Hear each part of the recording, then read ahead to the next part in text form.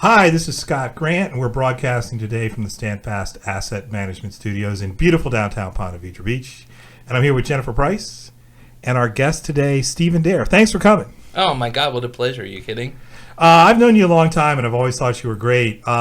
You've done a lot of really cool things. Tell us some of the things that you kind of are most proud of. Oh my God, I always sound like such a pedantic ass when I answer that question. And the word of the day, pedantic. Or actually, pedantic ass. Pedantic. Yeah. But I wow. mean, you know. Or are you going to do it in a kind of a professorial tone for us? Is that where we're going to get the pedantry from, or is it going to be more just you lecturing? Please, I'm the master of pedantry. I know every style of it. I believe that. I do. No, you get to a certain age, and if you've stayed engaged, you get around to just literally everything. I think the thing I am missing in Jacksonville is like goat herder.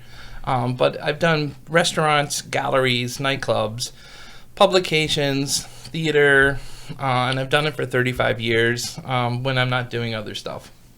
Well, you ran a quiz on your Facebook page the other day, and you asked people how did they know you, and what was the most popular response? I think most people that responded to that knew me from the restaurant, from being a chef. Because I've cooked for so many thousands of people in this city. I had no idea that you cooked. Oh, I knew he cooked. No, I mean, you cooked for me in your loft, and I'll never forget that. Yeah, I think you were there for the Klingon buffet, weren't you? Probably. Okay, hold on. Let's stop a second. What is a Klingon buffet, first off? Well, in 2000, I had this loft downtown, and I would throw huge events for emerging arts, and I would always make sure that there was live chefing going on. And so this one, I just did this unapproachable foods, and Folio called it a Klingon buffet because it just seemed like there were things that nobody would ever in their right mind eat.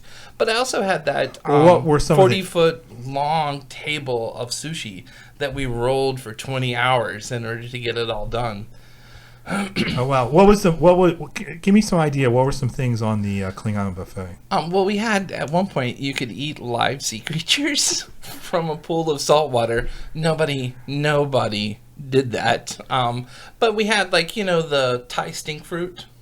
Okay. And we were, I think, the very first people outside of Thai people that served that in Jacksonville. It was awful. And but I did also a lot of pasta, and that plus the sushi, and it was. Yeah, I think if I'd been walking down this long buffet, I probably would have headed to the pasta as well. Stink fruit doesn't sound delicious. Now, maybe it is, but it doesn't sound delicious. It tastes very good, but you do have to plug your nose. And it does, so it lives up to its name. Oh no, it most absolutely does. And you can get them down at the farmer's market, on Beaver Street. There's this Thai lady that has every unrecognizable piece of produce in America out for sale, and I love her. Oh, wow. So, and you said you had a restaurant. What was the name of the restaurant? Well, I've had several. I've had 13 over my career. Oh, wow. So, but the last one was a place called Boomtown, which was an experimental dinner theater, first in Springfield, and then I moved it to Hemming Park in downtown. Okay. So on the park? Oh, yeah. Which building were you in? The Dalton Agency is there now. I do know where the Dalton Agency is. Yeah, well, when I grew up, it was the Morrison's cafeteria, and so we were on all 3 floors of that. It was a huge space. And Morrison Cafeteria was a big place. Was that one of the places that they rioted in 1960, or that they protested in 1960? Every time they ran out of fried chicken. I remember going there with my dad and getting Coke floats, the real kind. Oh, yeah, no kidding. With the vanilla? Yeah. Oh, God. No line up in do you remember all of the guy out front? I don't. I was so little. You would come into the 3-story building that was Morrison's Cafeteria in the center of Hemming Park, and they had different dining rooms. And one of them was like in the upstairs space, and it was called the Carriage Room. And there was this very distinguished gentleman that would go, no line, no waiting in the carriage room. No waiting up in the carriage room. Oh, that's fascinating. You do that well. Yeah, you do that I was well. always sitting up at the counter with my dad. Oh, yay. Was the carriage room special? No, it's just never full unless it was Sunday afternoon. No line, no waiting. So, when I answered the question, I said that I knew you as a writer. but it's probably projecting a little bit. That's something you and I have talked about. You've written a lot as well. I have. I started writing for publication in 1985. And then I've been consistently writing since then. I edited and published Metro Jacksonville for 11 years and did 60,000 posts and articles within the space of that time. I remember I used to like Metro Jacks, particularly for some of the history stuff that you had written. I enjoyed some of the history stuff, and there's some of that. I don't know if it's still out there. Is it still out there online, or has it all been taken down? It has all been taken down, sadly. But yeah, actually that whole thing was such an adventure and such an experience. Because I had been raised to think of Jacksonville in a certain way. But then in doing the research, I realized that my preconceptions of Jacksonville were 100% wrong, and I didn't know what the hell I was talking about. And the research really opened my eyes to what the city actually is and was. I know that whenever I write anything historical, and I do periodically, and I'll reach out to you, and you'll always give me some different take on it. And it will typically inform what I'm writing, but not change what I'm writing, because I usually already have something in mind. He adds an extra color or sparkle. Well, today, we're talking about that piece about York and Latham, and he told us that Capote lived here in Jacksonville. I didn't know that Capote had lived here in Jacksonville, or summered here, I guess, right? Yeah, his grandmother, whose last name was Persons. Correct. She lived on 6th Street in Springfield. And actually, it's just a couple of blocks away from where Madeleine L'Engle came in to live with her grandfather when she was in Jacksonville. Last time she came, though, there was an alligator on the front steps of Bion Barnett's home, and that was the last time she came. Oh, wow. Wow. Was it Joe, or was it just a random alligator? No, it was legitimately an alligator wandering around back in the days when that was more common. All right, well, let's take a break. We're going to let Mike play some music, and we will be back with Stephen Dare.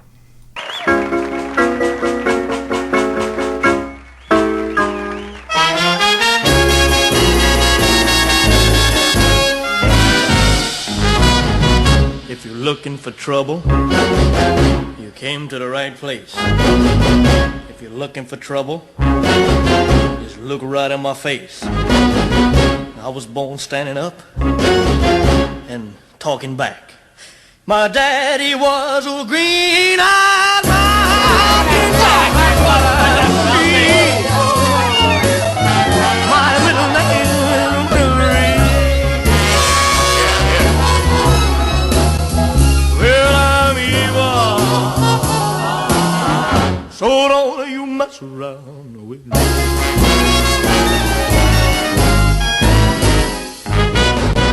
I never looked for trouble, but I never ran. I don't take no orders, no kind of man. I'm only made out of flesh, blood, and bone.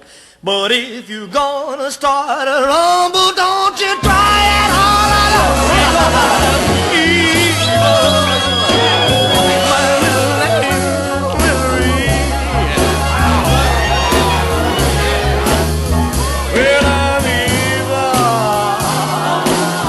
So don't you mess around with me.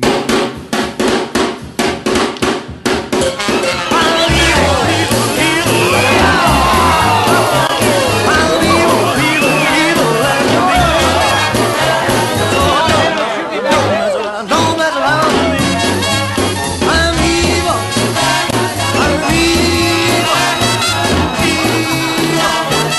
Evil. Don't mess around with me. I'm evil. I tell you I'm evil. Oh, don't mess around with me.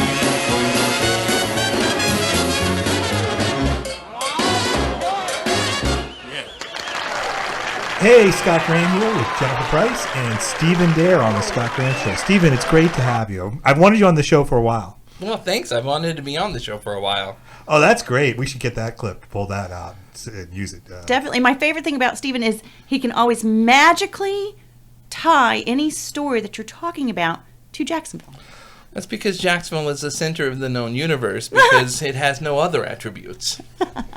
It's funny you say that, and you're being facetious, but one of the things I keep discovering is how many links to how many events. different ones come out of nowhere at me. I'm like, oh my goodness, I never knew that. And I think one of the things we talked about briefly, and I still haven't written this, was Henry Aaron coming to Jacksonville. We talked about it on the phone, right? Mm-hmm. And that story fascinates me. And I've mentioned it a few times on the radio, but I've never had a guest who liked the story anywhere nearly as much as I did until today. Because you like the story, right? I do. Yeah, absolutely. A lot of people have no idea that there's this history of Hank Aaron in Jacksonville, or the tumultuous time and the transitional time at which he appeared. Like, Jacksonville is still a very segregated place. Like, white people live with white people, black people live with white people, and never the twain shall meet. And so there are a lot of white people in this town who have no clue that there is a baseball museum in Jacksonville and a statue of Hank Aaron right out in front of it. I've never been over there, but it's over where the baseball park was, or grounds, right? Well, it's still a baseball park. And what's the name of that park again? It's the Hank Aaron Baseball Park. Oh, okay. Where is this? So if you're over in Springfield near Shands, Okay. just keep going up 8th Street until you get to the old, center of Durkeeville. And at the corner of 8th and Durkee Road, Okay. there's a big baseball field. And that's what it was. It was called Durkee Field at one point. Durkeeville. Yeah, Durkee Field. Durkee Field at one point. Yeah, that was the name I was looking for. I did not know they changed the name to Hank Aaron. Good. That's really good. So Aaron comes here in 1953, which is early. I mean, early for every Jacksonville story I've ever kind of read or studied that involves integration is much later. 53 is early. Well, Jacksonville was late to segregation, too. Oh, yeah. Yeah, it was, Jacksonville did not embrace segregation. It was a very diversified city all the way up until the 30s. In fact, the background of Jacksonville, it's not white people that owned the majority of the land. It was there was a tremendous amount of black land ownership. And especially over in that particular area of town, it was Minorcan, and it was Jewish, and it was black, and it was Native American, and it was Latin. And were they the primary people going to these games? Well, of course, in Durkeeville, so the way that it's really weird, where 95 goes through, it bisects the neighborhood. And so on one side, there's white Springfield, and on the other side, there's black Durkeeville. And they were similar in every demographic except for color. And so the baseball field in Durkeeville, it was still, people were going to see the Negro League, and our team was called the Tars at the time. In the Negro Leagues? Yeah. Okay. That doesn't sound appropriate. Jacksonville Tars? Well, the Tars were actually the Sally League team. The Negro League team was called the Red Caps. The Red Caps. Because the porters on the railroad, and the porters were the guys who carried or wheeled your luggage into your train for you, they were all black, and they wore a red cap. I see. So the Negro League team one of them was the Jacksonville Red Caps. And it's a super important part of Jacksonville as well as American history. The Porters Union, was actually put together by Asa Philip Randolph, and it was the first example of black union organization in the United States. Wow. And Asa was from here, right? Yeah, as a matter of fact, there's the old center, the main street of Black Jacksonville was called Florida Avenue, and it was renamed Asa Philip Randolph's. Okay. Well, I know where that is. I just didn't know the story behind it. Oh, So, yeah. but Aaron shows up here in '53, and Wolfson brings him here. Wolfson buys the team, and they're called, that team's called the Tars, which is actually short for Tarpons. Okay. They've been called the Tarpons. They changed their name to the Tars, and Samuel Wolfson, who you probably know a lot more about than I do, comes, buys the team, affiliates it with the Milwaukee Braves, who are now the Atlanta Braves, and they're suddenly called the Jacksonville Braves. And the very first season, the Jacksonville Braves, Hank Aaron shows up to play, and to integrate the South Atlantic League. And it was a political statement at the time. Wolfson was very committed to that idea and just thought that the racial segregation was just ridiculous, which clearly it was. Was Wolfson from here? Wolfson, I don't know that he was from here. His home is over on 5th in Springfield. Okay. And it's a beautiful home. It's occupied right now by Paige and Mike Dampier, the railroad inventors. They did a switching system that made them fabulously wealthy. Oh, wow. Yeah, and now they have that really beautiful house, which is adorned by 5 Lee Harvey originals. Oh. Lee Harvey being the very controversial painter from here in Yes. Jacksonville. Scott never got a chance to meet him. No, he died in 2014, sadly. Oh, I'm sorry. I'm sorry I missed that. I'll be thinking about Lee Harvey whenever I'm talking paintings here. Let's take a break. We'll come back. We'll talk about some other stuff. Mike's going to play us some music.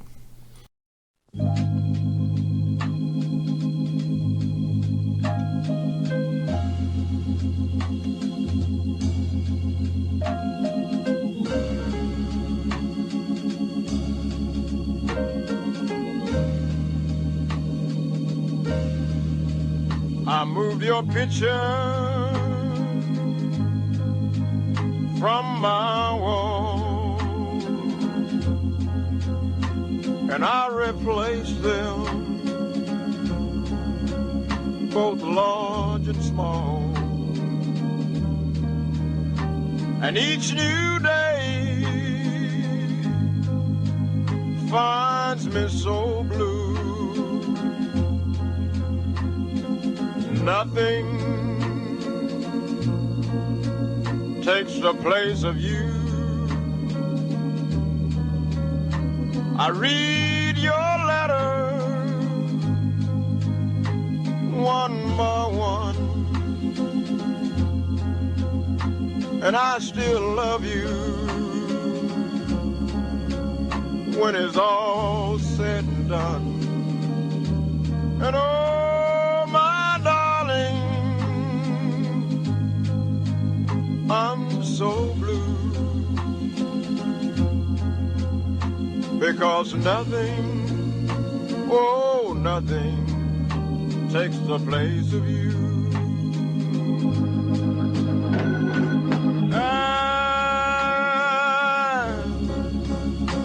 I write this letter, it's raining on my window pane, and I feel the need of you, because without you nothing seems the same. So I'll wait until you're home. Again, I love you, but I'm all alone. And oh, my darling, I'm so blue, because nothing, oh, but nothing takes the place of you.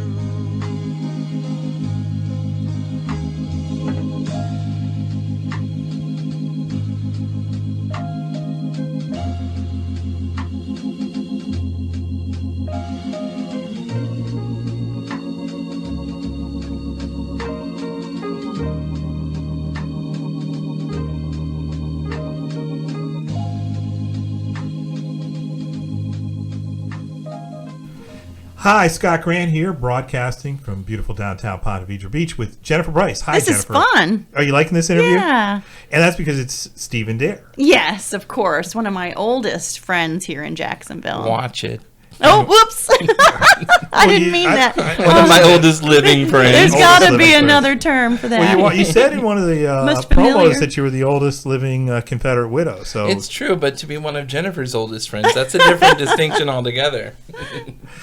So, you and I often end up talking about history. What's your favorite Jacksonville story? What thing really just excites you every time you get to talk about it? Well, I love Jacksonville because it's like a person with an advanced state of Alzheimer's. It's constantly forgetting its entire past. Like, there is no part of the Jacksonville past that people remember, except for these weird random things that happen that have no meaning in the longer context of the city of Jacksonville. But I think one of the things that I like about Jacksonville's past is that it was the most progressive city in America. It was called the Progressive City around 1901. And it attracted eccentrics and just really interesting people. It was always a place that empowered women. Women were very much a part of the scientific and civic conversation here around the turn of the century. And there's this story that I read. Resort used to have a very different meaning than it does now. It was basically a word for, place that has a lot of whorehouses. Oh. And so Jacksonville had 64 bordellos in its downtown that serviced the railroad and shipping industry. Because what made Jacksonville is it's where all of that train connection, whether passenger or cargo, it meets right downtown at the river with the steamships. So passengers going by steam, going over to rail, and cargo coming by rail, going overseas. And so there's 50,000 guys who work in the railroads and on the steamships, and they're in downtown all the time. And so obviously there was a very necessary part of the economy, which was bordellos. And the bordellos were predominantly over in La Villa. Predominantly, yes. Although, there are a lot of people who will say this is not true, although it is true.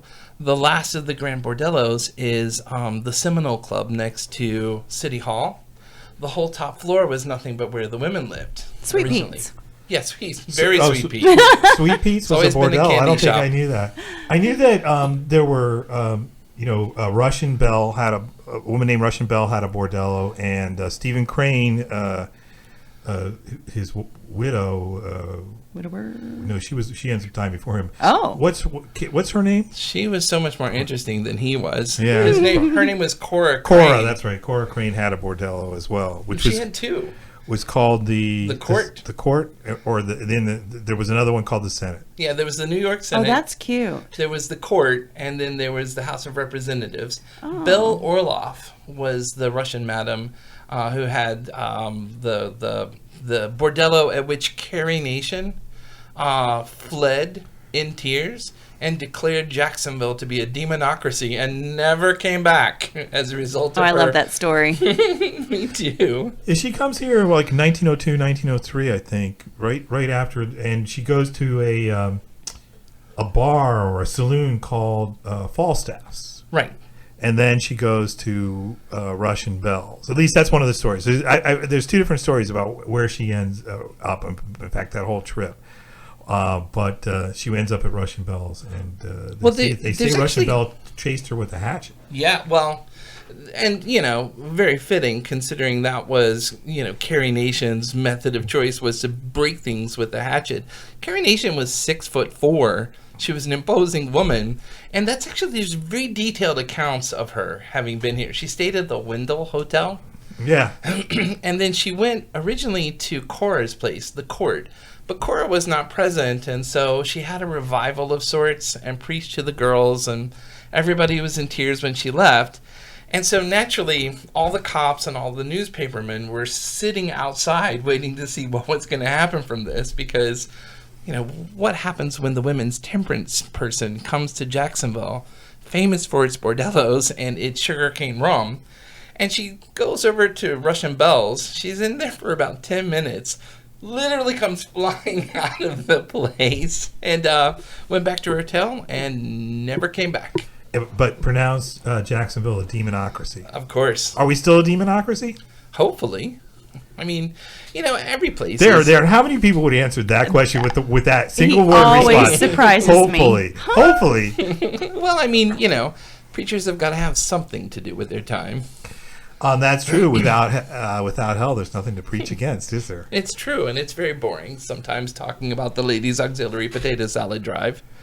And so the bordellos are big business, right? Well, I'm very important to the history of Jacksonville. And, not only is it a resort, but if you can imagine, which you can right now because we're in the middle of the coronavirus, the quiet of a city that is pre-industrial. And so as the ships come around that ready point and make that curve to come into downtown, which is all blue brick streets, and it's actually a very beautiful place, along where the port is, which is where the CSX building is now, everybody is singing the same song. And it was just something that happened every single day as part of work. And so as you come around that bend from the ships, the things that people remembered about Jacksonville at the time was all of the beautiful singing that was coming across the river as you approached. And that went on for 3 hours every day. That's a fascinating image. And with that, we're going to take a break. Mike's going to play us some music, and we will be back.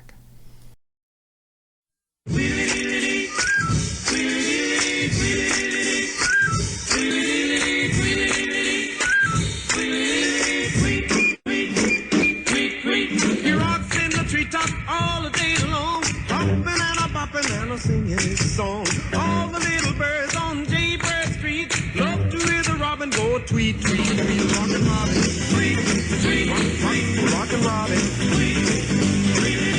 Blow rockin' Robin, 'cause we really gonna rock 'em tonight. Every little swallow, every chickadee, every little bird in the tall oak tree. The wise or loud, the big black crow, flap of their wings, singing go, bird, go, rockin' Robin, tweet, tweet, rockin' Robin, tweet, tweet, go, rockin' Robin, 'cause we're really gonna rock tonight.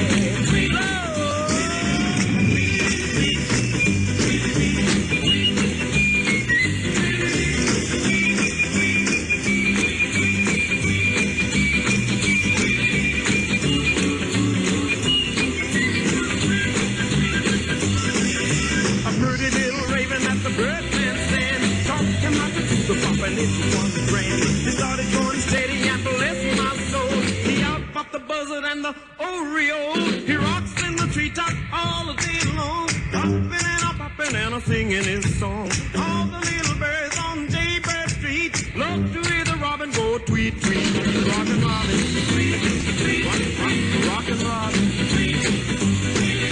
Slow rockin' Robin, 'cause we're really gonna rock tonight.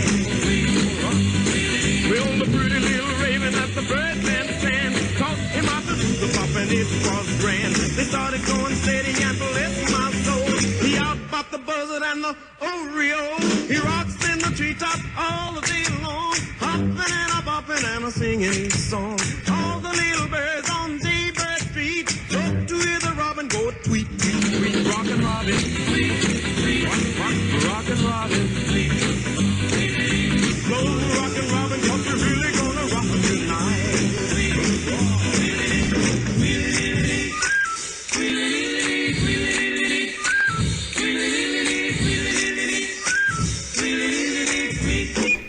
Hey, Scott Grant here at Standfast Asset Management Studios with Jennifer Price and Stephen Dare.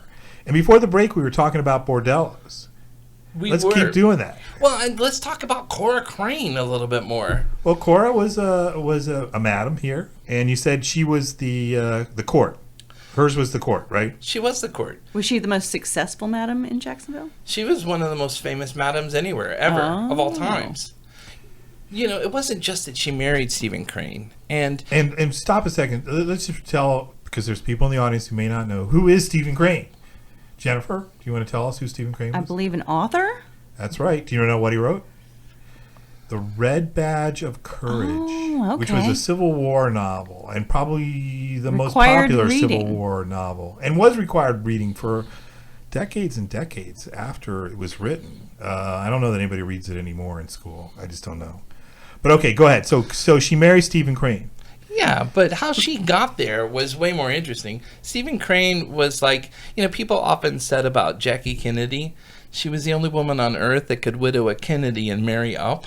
Well, it was the reverse for Cora Crane. She married down when she married Stephen Crane. And she knew of him because he had written a book about prostitution called Maggie of the Streets, which had just come out and it had disgraced him in the North. So he was actually spending time in one of the most notorious bordello cities of the South when, you know, you can imagine there's a common interest. All of the madams were competing for his attention because bordellos were organized around dinner parties. And so you came for the dinner and you stayed for the upstairs action. For the entertainment. Yes. For the show. Right. Come for the dinner, stay for the show. That's interesting. I don't think I knew that. Did you know that, Jennifer? I didn't, but I do happen to remember Maggie of the Streets being a college literary requirement. Oh, wow. I don't think I've ever Well, I went to read a women's college, and it was American Women in Literature. I was going to say, I remember, is it Sister Carrie? Is that the book that we all read by Dresser? I always get the two of them confused. Maybe I'm confused. I'll have to look that up during the break. But, okay, so in any event, now she was older than Stephen Crane. Just by a couple of years. See, I started to say Stephen, and I realized it was your name. I'm looking at you, and I'm like, Stephen Crane. Am I doing this right? Sorry. So, yeah, she was a little bit older than Stephen Crane. Is that right? Yeah, but she was quite famous by the time she got here. She had married, she was a titled woman when she came here. She had married Lord Donald Stewart. That's right. Over in England or Scotland, right? And What happened that to was him? a scandal as well. Oh, yes. That was a huge scandal. His father was the second in charge of Her Majesty's Armed Forces for all of India. And he was sent to handle the War of the Golden Stool of the Ashanti, which is one of the reasons why you have so much Ashanti interest and like stuff here in Jacksonville, is because of this weird connection with his wife. But she got onto a big yacht party that started in New York Harbor after a very scandalous tour of Europe, where she had stabbed the heir to the Chase Bank so convincingly he had to be brought back to America for surgery. But she gets onto a yacht with William Astor, the Waldorf Astoria, the Sure. Astor family. And it's 23 of them, and it's a huge cocaine-fueled, like... Whoa. Back in 1800s, they were doing cocaine? I can't imagine why they wouldn't, but these people especially were fond of it. I did not know that. Did you know that? That had to have been a very exotic thing to come by in those times. No, it's still white powder. Oh, okay. I can see. I knew that they had smoked opium back in the 1800s and probably before that. But here in America, back in the 1800s, there were opium dens out west, probably in the I mean, I guess east, they were probably in putting it in Jacksonville their too, Coca-Cola. Oh, so- well, it was very, very popular. right? Okay, so then they're on a giant yacht having a giant party. Well, there's 23 in the party. There's like a bunch of other boats. And they raise hell all the way down the eastern coast of America. And then she gets so mad at William Astor that she jumps off of his ship and swims ashore here in Jacksonville. Obviously, she knows a few things. And so William Astor leaves her a very nice amount of money to keep her quiet. Oh. And she buys a little bordello called the Hotel of Dreams. I have read this. Yes, go ahead. And while she is there, she meets Stephen Crane. But she is regaling everybody with these stories of the War of the Golden Stool. And basically, it was the English who went to Africa, and they had conquered a huge part of it, and they decided to declare a hut tax on the natives. And the people who lived there were like, no, I built the hut. Why am I going to pay you money because I have a hut? And so they decided instead to steal a stool made out of solid gold that belonged to the king, which led to a prolonged war, which was very deadly. And then Lord Donald Stewart finally had to come in, and his way of solving it was, let them just have the stupid little stool. Oh, that's interesting. I like the voice too. I like that voice. That's good. So she married him, and then what happens to him? Well, she seeks divorce from him, and that is also filling up the entire papers. And she leaves Jacksonville with Stephen Crane, and she goes back to England to prosecute the divorce, and she becomes the second female member of the Fabian Society. And gets embroiled in, scandal after scandal there. She's quite a Victorian adventuress. She becomes the first female war journalist. She beats Nellie Bly, and she reports from the Greek War. And then she, as unfortunately, Stephen Crane catches tuberculosis. And there's only one place that can cure it. They travel there, and he dies an hour outside of downtown in her arms. Cora Crane, heartbroken, goes to the only place where she's ever felt at home, which is Jacksonville, and she arrives 3 months after the entire city is burnt to the ground. Oh, so that gave an opportunity to buy some primo properties. All right, hey, we got to take a break. That was a great segment. We will be back.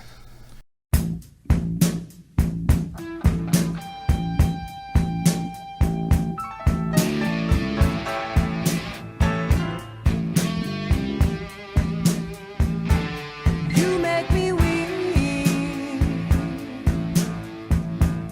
and wanna die just when you said we try loving, touching, squeezing each other. When I'm alone all by myself, your arms with someone else, loving, touching, squeezing each other. You're tearing me apart every day. You're tearing me apart. Oh, what can I say? You're tearing me apart.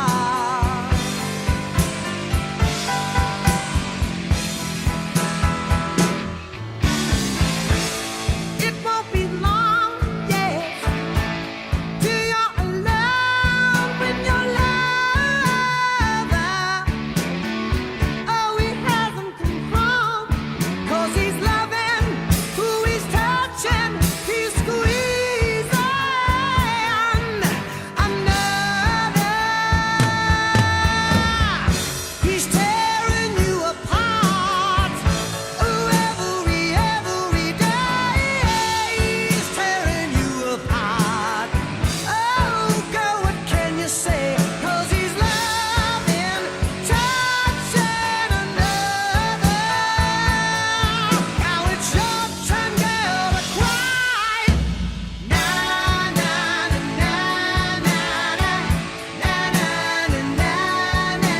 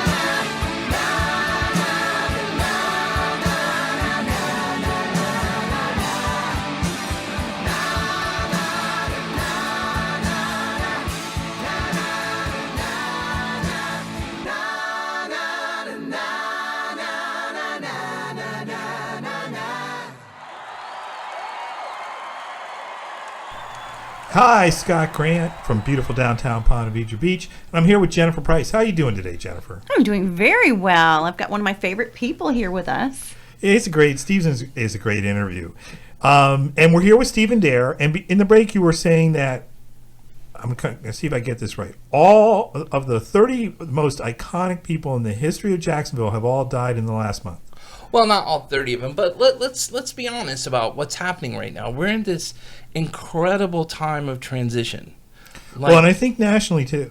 I mean, Yes. I think we are in a time of national transition, very similar to the 1960s, similar to what I often call the 1920s, although it may be the teens and 20s. Keep going. Sorry, I didn't mean to jump in, but we Oh, are in no. a terrible. I think I agree with you. A lot of transition going on right now. Yeah, I mean, like, there's huge technology and huge social issues that are changing the world itself. But if you think about who has died over the past few months, Raymond Mason, who rewrote the rules of banking and made it legal for us to do business with the Saudi Arabian royalty. If you think about Bob Shercliffe, who is one of the great investors in the history of Jacksonville and one of the main supporters of the arts in this town. And then Jake Gobbold. Jake, that was really sad. I was a fan of Jake. And, he was the architect of everything that we think of in terms of important policy in Jacksonville. Jake was the one who reoriented all efforts of the city's politics back into a downtown-centric idea of what makes a good city. And, if you think about those people passing and the financial investments that they make, I mean, honestly, how is the symphony going to stay open without the money coming in from Shercliffe and from Mason? I mean, it's a huge portion of their budget. Every year came from private sources, and those two philanthropists were the ones who did it. Well, And there's a fair amount of philanthropy here. there is, but not for the symphony, and not in those huge amounts. Oh, it's probably true. Wow. Big change. I was supposed to go speak at the symphony, Yeah. except it's been canceled, I imagine, or at least postponed because of the coronavirus. But I was going to go do the submarine speech at the symphony. I was very excited to be. National Maritime Day Yeah. at the Symphony. Wow. So we'll get to, presumably I'll get to do that again maybe in September or October once coronavirus is over. I was lucky enough to make it to one of the quail parties Oh, really? at River City Brewing Company. This is Jake's quail. Yes. Jake Godbold. I got to meet him. quail party. I actually never did. I kept saying I wanted to. People kept saying they were going to do it, and then time went by and time went by. Well, Jake was so iconic and iconoclastic. I mean, he was the man who didn't just talk the talk of desegregating government. He did it.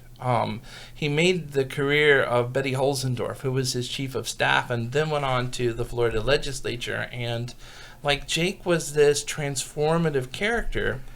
And if you just kind of take the evolution of ideas that make up public policy, downtown centric, let's support our chamber, let's have a united city, those are Jake Gobbold ideas, propped up by the same businessman who just passed. So there's a vacuum right now. And I'm really hard pressed to think of who steps into that leadership and which direction do they go? Because everything has to change. Yeah, everything does have to change. Though it would be nice to go back to a downtown-centric model. I really would love to see the downtown area. I think there's just some amazing opportunities along the river there. We talk about some of them, and maybe we're moving in the direction of some Like of the them. aquarium. The aquarium, that's my favorite personally. But there are other ideas as well, and I'd like to see that area. I think it could be a thriving entertainment district. Well, and, it just makes more sense just from a financial point of view. If you're conservative about such things as I am, the idea of endlessly fueling sprawl with taxpayer investment to maintain that, environment and the infrastructure, it's very unappealing. And there's a conservative common sense point of view that says if you have a center and you maintain the center with more densely populated places, that it makes more sense for the taxpayers. So that's how I got interested in urban planning in the first place. Well, it's hard to be dense here politically because the city is so geographically large, right? I mean, does that matter? The whole county. Oh no, it's all white flight. My family was here when that happened. We lived in Springfield, and we lived in Riverside, and white flight is what fueled, and low taxes. So what people would do is they would enjoy the infrastructure of the city, but they would build their houses where the land was incredibly cheap and they were paying county taxes instead of city taxes in county. Right. And they're still doing it here in Ponte Vedra. Many people yeah. use the Jacksonville infrastructure, but they don't pay Duval County taxes. Exactly. I mean, that's one of the reasons they're here. That and the school district has a high rating, so that's the appeal of St. Johns County. Let's take one last break. We'll come back and we'll talk with Stephen some more after some music.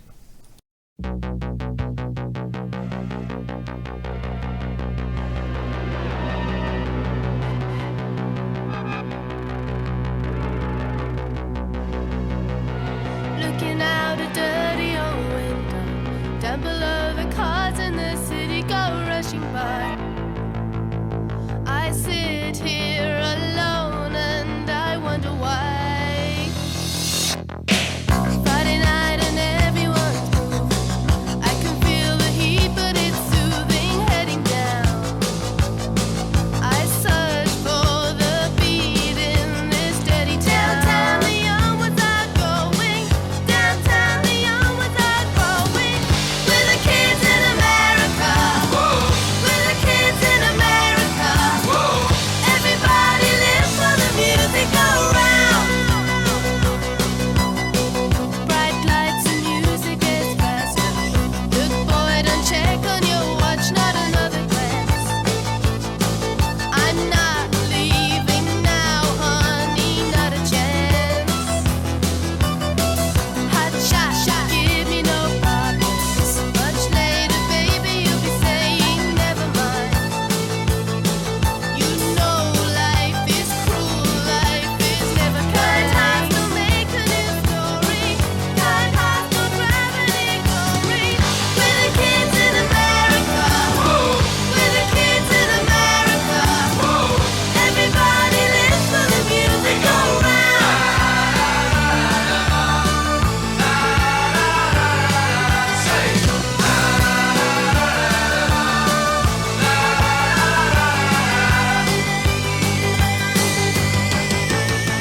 Come closer, honey, that's better.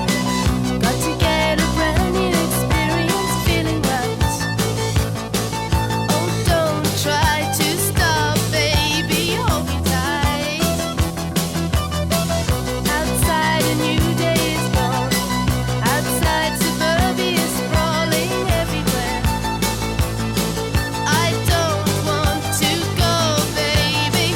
New York to East California. There's a new wave coming, I warn ya. We're the kids in America. We're the kids in America. Everybody lives for the music around.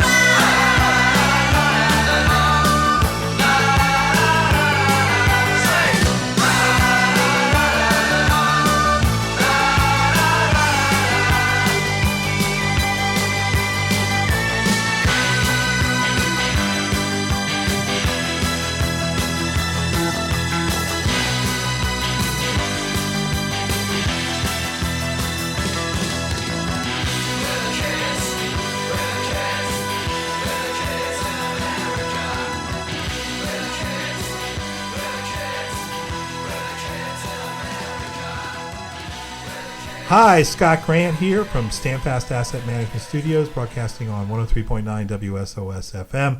I'm here with Jennifer Price and Stephen Dare.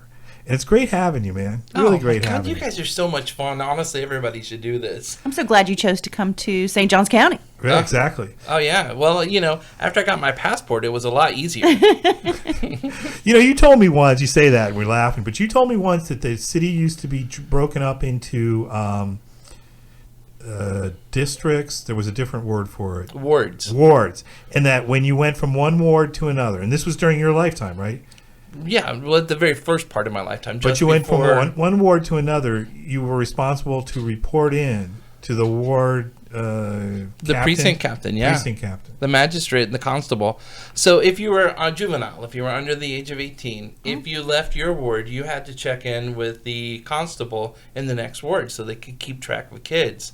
This is before most people had telephones. Like, if you remember the 60s, a lot of you out there don't remember this, but there was a bunch of people who still had party lines for their entire block, and you never knew who was listening to those freaking conversations. Yeah, I remember. Do you remember the party lines? I remember party lines. We had them at my grandmother's house. Well, there's frankly, a lot of telephone stories. You used to wait until after 7 to make phone calls because it was cheaper. And if you were calling the West Coast and it went over a minute or two, it ran into some serious money. And more serious money if it was before 7. A lot of child beatings occurred over long distance charges. People would often have egg timers next to the phone, and they'd flip those things over. When Aunt Bertha called from Pasadena, you'd flip the egg timer, and when it ran out, that was it. That's all you got to talk. And there was no guarantee that the woman next door wasn't listening in avidly to the entire thing. Oh, wow. So you kind of almost had to have a passport back when you were young to go from one precinct or ward to the other. Well, they kept your names, right? And so that way, if you got into trouble, you got into a lot of trouble, and they knew where to take you back. So you would check into the constable, and he would take your names down, or he'd just remember them. And, you had to kind of tell them where you'd be and what you'd be doing. And that was their way of controlling juvenile crime and juvenile violence. And what happened if you didn't check in? I have never heard successful stories of anybody getting caught, so I think you would have had to have been a real a-hole in order to get turned in. I guess if you did something really bad, like robbed a ice cream store or something, then they would have come for you, and one of the things they'd find out is you didn't check in, so you'd have that as well. An extra charge. Whatever additional charge that was. Yeah, people don't remember that we had wards. Only the very old remember it. And so now one of the things I see on your social media a lot is people talking about you as the next mayor. Now, is there any truth to the Wow. rumors that you're going to run for mayor of Jacksonville at some point? Honestly, I am thinking about it. And I'd be a pretty damn good mayor, actually, because I've been here for a long time. But I think what I'm going to do is run for council first. Oh, well, that probably makes sense. That probably makes sense. So what would you do? Let's say you're mayor of Jacksonville and we've given you plenipotentiary powers to do whatever you want. What would you do? Well, I would decorrupt a lot of the system. There's a lot of corruption. There is. is. I expect. I come from Jersey. I expect some corruption in my politics. But there's What do you a lot expect from a down here. demonocracy?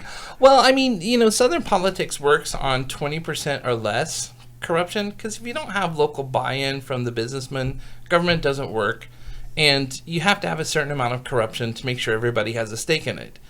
Once it goes over 20%, I think most businesses and most people in government feel like that's too much and you have to do something about it. The way that our federal programs are distributed, people have even forgotten that there's federal money available for the central neighborhoods. I would update our infrastructure. I would start the transition from fossil fuels to renewable sources. I would look at sustainability and resilience. And more importantly, I am a real believer in the civic institution. I do think that it is our noble calling, not just our minimum means only. I like the word noble calling, or the words noble calling. I like that phrase. I do too. It's our noble calling. And what is it our noble calling to do again? I think that to be aspirational. I've always liked Pericles, who said that all good things go to the city because of the city's greatness. And I think that as a group of people and as a city with its own distinct history, we have to be looking forward to what is it that makes our lives better and worth living. It can't be just being able to pay your bills. It has to be some other function and quality of life. And I think that it would be okay for us to pay attention to that. It has to be more than football. And football is fine. There are a lot of people who love football, but there also has to be like an appreciation of the education and the unspeakably important achievements of the people who are from here. Like the person who invented the PC computer. Don Estridge is a Bishop Kenny graduate, where you graduated from. He transformed the world by putting computing power into every home in America. And there's nothing here that celebrates that. Yeah, I had no idea. Well, there's a lot of people from here that I continuously run across who really don't get a lot of publicity. And, some of them are black, some of them are white. But the one group that does get seem to get a lot of publicity is Leonard Skinner. And they should. Like, the idea of mixing rock with that blues tradition and creating Southern Fried Rock. Jacksonville has 3 separate genres of music that it can claim importance in. Blues. Ray Charles created soul downtown by remixing blues with gospel. And then those kids from Alabama pissed off at their gym coach because they had long hair, mixing blues in seamlessly with this passionate rock movement. And it creates a sound that when people go across the world, they're not calling for music from Green Day. They want to hear Freebird. Well, Freebird is kind of a standing joke anyway. You know, the guy at the back of the auditorium yelling out "Freebird," even no matter who's playing. I'd explain that one to my daughter, although she's 25. We did go out, and the last night that Freebird, the tavern in Jacksonville Beach was open, she and I went, so that was fun. Did you see the Kingsmen with the remix of it? No, I don't think I have. Oh my God. You know, even being from Jacksonville, there are a lot of reaction videos. If you ever want like a really good time on YouTube, check out reaction videos to the first time people hear Freebird. It's beautiful. It's this beautiful standard, and Jacksonville jokes about it. Oh, I have a new pastime now. Yeah. Reaction videos or reaction videos to Freebird specifically? Which one is your new pastime? Freebird. I definitely have to check that out. Okay, so we're running out of time. We're gonna have to end this show. Steven, will you come back? Yeah, absolutely. Yes, man. we have so much more to talk about. All right. We'll be back next week. You just listened to the show with Steven Dare.